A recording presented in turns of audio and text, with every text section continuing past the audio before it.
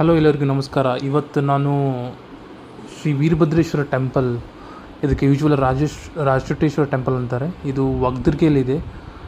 ಇವತ್ತು ಈ ಊರಲ್ಲಿ, ಈ ಗುಡಿಯಲ್ಲಿ ಜಾತ್ರೆ ಇದೆ. ಇವತ್ತು 23 ಅಕ್ಟೋಬರ್.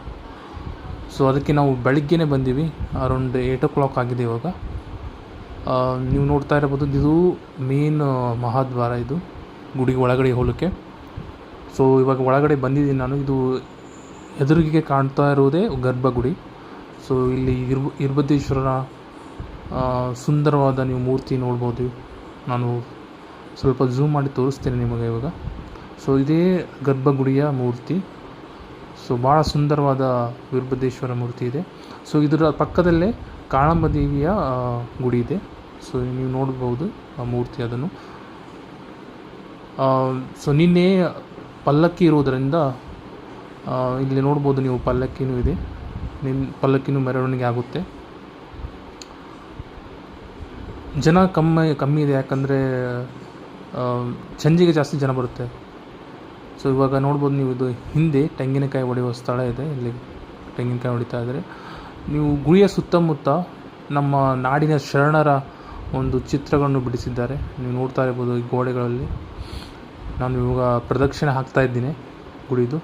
ಇವಾಗ ನೋಡ್ಬೋದು ನೀವು, ಇದು ವೀರಭದ್ರೇಶ್ವರ ಏನು ದೇವರು ಇದ್ದಾರೆ, ಭಾಳ ಜನದ ಮನೆ ದೇವರು. ಸೊ ಅವರು ಬಂದು ಇಲ್ಲಿ ಒಂದು ದಿನ ಮುಂಚೆ ಅಥವಾ 2 ದಿನ ಮುಂಚೆ ಬಂದು ಇಲ್ಲೇ ಅಡುಗೆ ಮಾಡಿ ಜನ ಸ್ವಾಮಿಗಳಿಗೆ ಊಟ ಹಾಕ್ತಾರೆ ಅಥವಾ ನೈವೇದ್ಯ ಮಾಡ್ತಾರೆ. ಇಲ್ಲೇ ಬಂದು ಇಲ್ಲೇ ಅಡುಗೆ ಮಾಡಿ ನೈವೇದ್ಯ ಮಾಡ್ತಾರೆ. ಸೊ ಬಹಳಷ್ಟು ದೂರ ಊರಿಂದ ಬರ್ತಾರೆ ಜನ. ನೀವು ಹಿಂದೆ ತೋರಿಸೋದಾಗಿ ನೋಡ್ಬೋದು, ಕೆಲವು ಜನ ಇಲ್ಲಿ ಊಟ ಮಾಡ್ತಾ ಇದ್ದಾರೆ. ನೈವೇದ್ಯ ಮಾಡಿ, ನೈವೇದ್ಯ ಕೊಟ್ಟು ಮನೆಯಲ್ಲರೂ ಕೂತು ಊಟ ಮಾಡ್ತಾರೆ. ಭಾಳ ಸುಂದರವಾಗಿರುತ್ತೆ. ಕೆಲವೊಬ್ಬರು ದೀಡ್ ನಮಸ್ಕಾರ ಅಂತಾರೆ ನಮ್ಮ ಕಡೆ.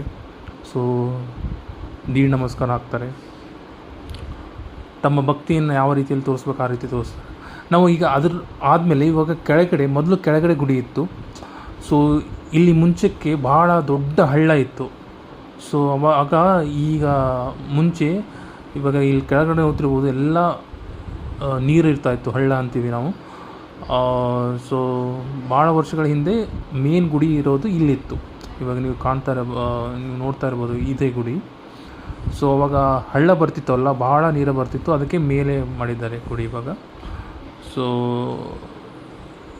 ಇದೇ ಹಿಂದಿನ ಗುಡಿ. ಮೂರ್ತಿ ತೋರಿಸ್ತೀನಿ ನಿಮಗೆ ಇವಾಗ ನೋಡಿ. ಇದು ಹಿಂದಿನ ಗುಡಿ. ಸೊ ಜನ ಇಲ್ಲೂ ಬಂದು ದರ್ಶನ ಹೋಗ್ತಾರೆ.